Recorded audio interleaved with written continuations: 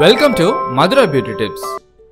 நம்ம பற்களை வெள்ளையாக்க பல இயற்கையான முறைகளை பயன்படுத்தி இருப்போம். பற்களை வெள்ளையாக்க கரித்தூள் ஒரு சிறந்த பொருள்னு சொல்லலாம்.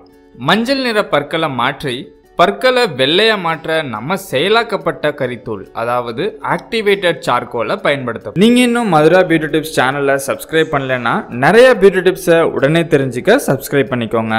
இந்த செயலாக்கப்பட்ட கரித்தூள் எல்லா மெடிக்கல் ஷாப்ஸ்லையும் மாத்திரை வடிவிலையும் கேப்சூல் மாதிரியும் கிடைக்குது.